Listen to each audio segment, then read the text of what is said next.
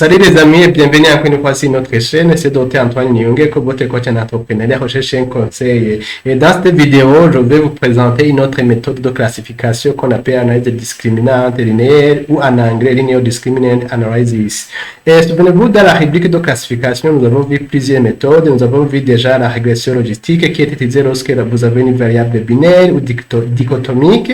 Et puis nous avons vu la régression multinomiale qui est utilisée lorsque vous avez plutôt des modalités. Et puis nous avons vu la régression ordinale qui est utilisée lorsque la variable dépendante dans les réponses, on a certains exemples, pas du tout d'accord, pas d'accord, d'accord. Alors, dans cette vidéo, nous allons vous montrer cette méthode et nous allons encore une fois faire la comparaison entre cette méthode, c'est-à-dire l'analyse discriminante linéaire et la régression multinomiale, puisque les deux méthodes sont proches et ont le même objectif de classification des individus sur base des variables ou des caractéristiques des individus. Alors, cette méthode d'analyse discriminante linéaire peut être utilisée par exemple pour prédire le succès ou l'échec d'un produit. Donc, vous voyez que c'est similaire à la régression logistique. Elle peut être utilisée pour déterminer s'il y aura l'acceptation ou le rejet d'une admission, par exemple pour les postes ou les candidats. Et puis aussi, elle peut être utilisée pour prédire la catégorie de risque de crédit d'une personne, soit pour dire que la personne va payer ou ne va pas payer. Donc, vous voyez que c'est toujours similaire à la régression logistique. Et aussi, elle peut être utilisée pour faire la classification des catégories des patients, soit qu'elle dit normal, ou suspecte, ou pathologique. Donc, dans ce cas, vous voyez que nous sommes dans plus de deux modalités. Alors, nous rejoignons la régression logistique et multinomiale. C'est pourquoi nous allons faire la comparaison entre la régression logistique et multinomiale et l'analyse discriminante linéaire. Alors, nous avons besoin de packages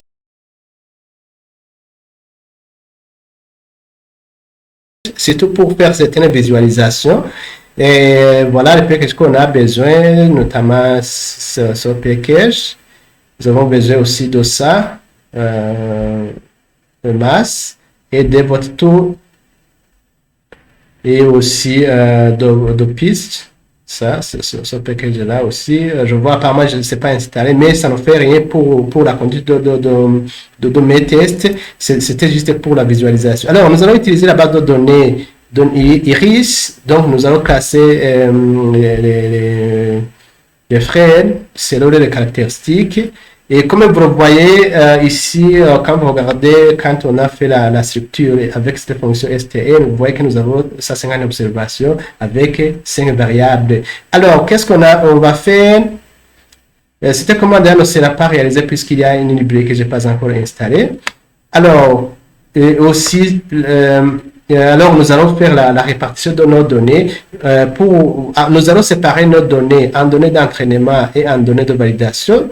Et alors, voilà, c'était comme ce sont des commandes qu'on a déjà utilisées depuis la régression logistique, la régression ordinaire, la régression multinomiale. On a utilisé ces commandes pour séparer notre base de données. Là, je n'ai pas à expliquer, puis si vous avez suivi nos précédentes vidéos. Alors ici, je peux vous montrer le résultat en termes de données d'entraînement et en termes de données test. Vous voyez que, par exemple, pour le cas des données de test, nous avons 64 observations avec 5 variables. Et puis, pour les données d'entraînement, vous voyez que nous avons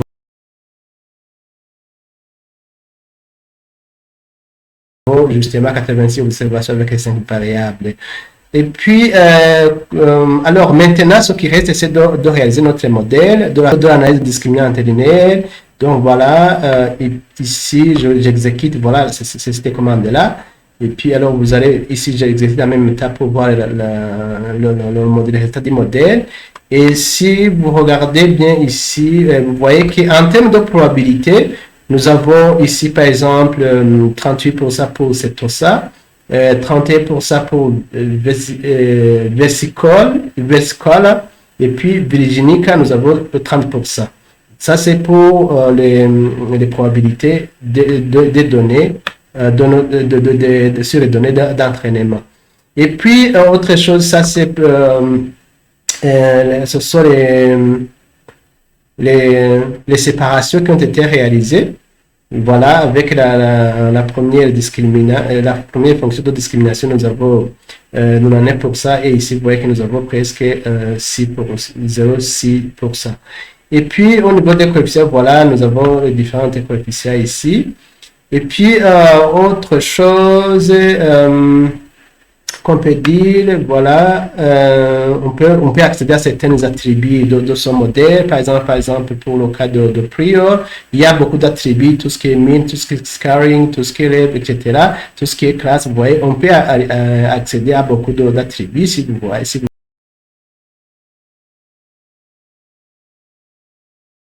voulez, mais ça ne pose pas de problème.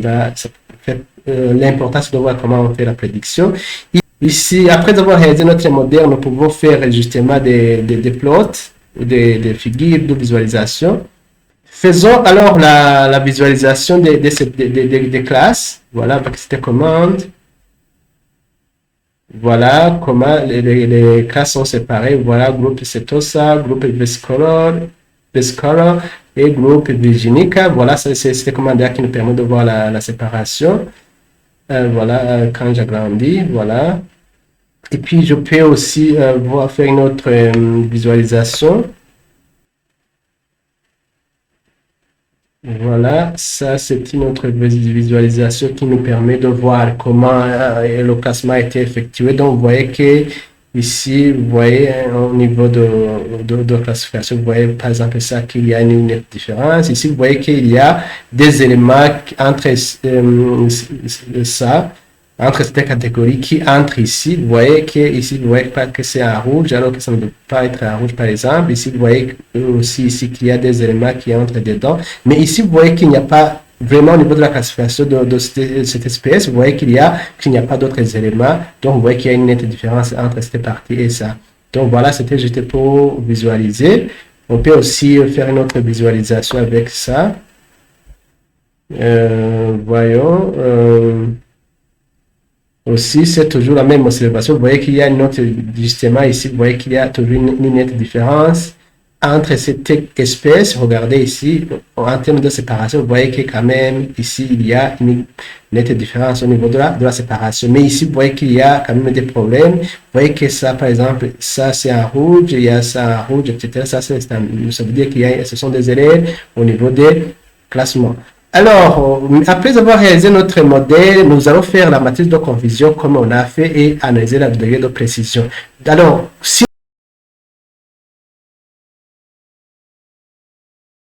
nous utilisons les données d'entraînement, comment le modèle a réalisé des prédictions des classes. Donc voilà, c'est ça qu'on va voir. Ça, c'est la commande pour faire la prédiction de la classe. Ici, c'est pour faire le tableau. Donc, c'est la même chose, c'est la même chose que ce qu'on a déjà fait pour le cas de la régression ordinale et pour le cas de la régression multinomiale. Et aussi, on a fait ça pour la régression logistique. Ce sont toujours les mêmes commandes pour la réalisation de la matrice de confusion.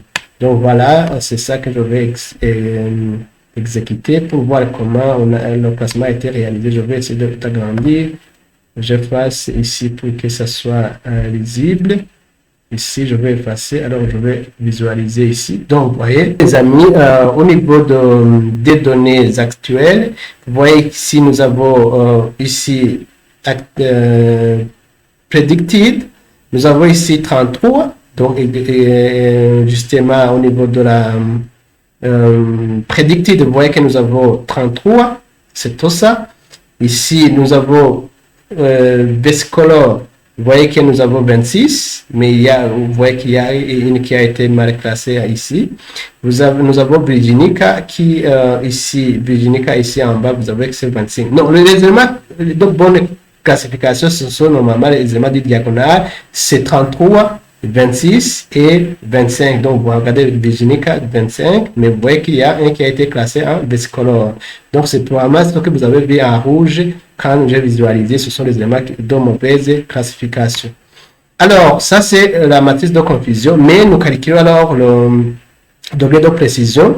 Pour le degré de précision, normalement, nous prenons les bonnes prédictions. Ça veut dire c'est ça, plus ça, plus le 25, alors que nous allons justement diviser par le total. Donc, c'est toujours la même formule qu'on a utilisée. Si vous n'avez pas vu les précédentes vidéos, il faut voir les précédentes vidéos. Voilà la formule ou la commande. Regardez. Alors, j'exécute. Donc, on voit que le taux de précision, c'est de 98% sur les données d'entraînement. Alors, voyons le taux d'erreur sur les données toujours d'entraînement. Voilà, c'est toujours 0,2% puisqu'on a 98 de précision. Mais ici, on ne peut pas tirer de conclusion. Il faut tester si le modèle va nous aider à faire des prédictions sur les prochaines des prédictions, si les données que le modèle n'a pas vues, puisque nous, ici, nous sommes en train de travailler sur les données qu'on a utilisées dans la préparation du modèle. Alors, voyons sur les données test, si réellement le modèle pourra nous aider à faire des prédictions pour les prochaines données. Alors voilà, voyons la matrice de conclusion en utilisant les données test. Voilà, c'est toujours la même commande, sauf qu'on change, c'est tout ici, données test. Et alors le tableau, c'est toujours la même chose. Regardez, voilà la commande pour qu'elle soit bien visible. J'exécute jusqu'au tableau. Et on va voir ce qu'on aura comme... Je vais agrandir comme... Voilà, j'exécute ici. Vous voyez, regardez les amis. Voyons les éléments actuels, c'est ça. Voilà comment c'est réparti, c'est tout ça, c'est ça, ça et ça, pour le cas de Virginica. Et au niveau de la prédiction, vous voyez que ici c'est 17, 22, ici c'est 24, et ici c'est 1. Alors, voyons, toujours nous calculons, alors le taux de précision. Regardez les amis, c'est toujours la même formule.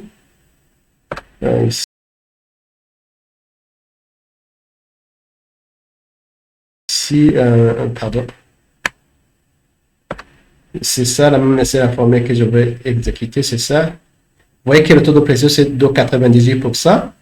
Et puis, vous voyez, les amis, nous travaillons si les données d'entraînement, c'est ça, ce tableau-là. Si les données d'entraînement, c'est ça. Plutôt les données test, c'est ça. Donc, si le taux de précision de délai ici aussi, vous voyez que c'est 0,2%. Donc, vous voyez que nous avons le même résultat. Le taux de précision si les données d'entraînement c'était 98%, et si les données test aussi c'est 98%, et le taux d'erreur ou la marge d'erreur si les données d'entraînement c'était justement 0,2%, et si les données test aussi c'est 2%. Donc ça veut dire que le modèle a bien appris, donc le modèle peut nous aider à faire la classification. Donc la classification, oui. Alors voyons si nous utilisons la régression multinomiale. Si vous vous souvenez, je vous ai dit que la régression multinomiale nous aide à faire la classification des classes ou des probabilités. Alors nous allons appliquer justement le même modèle sur justement les mêmes données pour voir si la régression multinomiale serait plus performante que la régression, plutôt que l'analyse discriminante linéaire. Donc, nous allons utiliser le package.net. Ici, nous allons justement exécuter le modèle. Si vous avez suivi notre vidéo sur la régression multinomiale, ici, nous pouvons faire le summary du modèle. Ce qui m'intéresse beaucoup plus, c'est la comparaison. Si ces éléments-là de observation, d'interprétation, nous avons présenté ça dans la vidéo en rapport avec la régression multinomiale. Ici, tout simplement, je vais voir au niveau de la matrice de confusion, c'est ça qui m'intéresse le plus, pour voir si, en termes de précision, les deux modèles ont la même capacité de réaliser la prédiction. Ici, je vais justement faire la prédiction, mais il faut attacher les données pour que le modèle puisse lire ces données. Ici, je vais juste exécuter jusqu'ici pour voir la matrice de confusion, parce que c'est ça qui m'intéresse le plus, pour voir qu'on aura la même chose que dans, voilà, ça c'est la matrice de confusion, comme on vient de le faire, mais ce qui m'intéresse toujours, c'est justement le taux de précision. Voilà, vous voyez que nous travaillons sur table 4. Je vais aussi calculer, comme on va utiliser la même formule, donc c'est ça, je vais exécuter pour voir le taux de précision. Donc vous voyez qu'ici c'est 1. Ici, c'est sur les données d'entraînement, attention, c'est sur les données d'entraînement. Et puis, regardons, puisque c'est 1, la marge d'erreur, c'est 0. C'est 0, c'est normal. Puisque, donc, en fait, la machine a bien appris, de telle sorte qu'elle peut reproduire les données. Alors, voyons si les données test, c'est ça qui nous intéresse, pour voir si, comme je vous l'ai dit, on ne conclut pas sur les données d'entraînement en termes de prédiction, mais on conclut sur les données test, puisque ce sont des données que le modèle n'a pas vues. Alors, voyons avec les données test, voilà, je vais les attacher. Ça, c'est pour attacher les données test pour que la machine se retrouve. Alors, je vais faire la prédiction. Vous voyez que c'est toujours la même chose, mais j'utilise toujours mon modèle de multi. multinomial. Vous voyez, nouvelle donnée, c'est données de test. Donc voilà, je vais faire la même chose jusqu'ici pour faire le tableau. Et puis je vais calculer le taux de précision, c'est ça qui m'intéresse le plus. Voilà, j'exécute ici pour calculer le taux de précision. C'est ça, cette commande-là. Ça. Voilà, vous voyez que c'est 98%. C'est la même chose que ce qu'on a vu dans l'analyse discriminante linéaire. Et puis aussi, je vais calculer ici le taux d'erreur. Vous allez voir que c'est la même chose. Donc voilà, les amis, on vient de comparer des modèles, des approches, et vous voyez que les résultats ce sont les mêmes résultats. Donc nous avons comparé l'analyse discriminante linéaire avec la régression logistique multinomiale. En termes de prédiction, nous venons de voir que nous avons le même taux de précision et la même marge d'erreur au niveau de la précision. Sur base de ces données, nous avons vu que la précision est de 98% avec une marge d'erreur de 2%. Donc voilà les amis, c'est la fin de cette présentation. Vous voyez que nous sommes en train de vous présenter des vidéos qui vous montrent comment vous pouvez alors faire des prédictions de classe ou de probabilité. Alors si vous avez aimé cette vidéo, n'hésitez pas de la partager, de la liker. Si vous n'êtes pas abonné sur notre chaîne, n'hésitez pas de vous abonner pour ne pas rater les prochaines vidéos qui vont vous aider à acquérir de nouvelles compétences, vous permettant de faire des analyses des données. Merci, à la prochaine vidéo. Bye.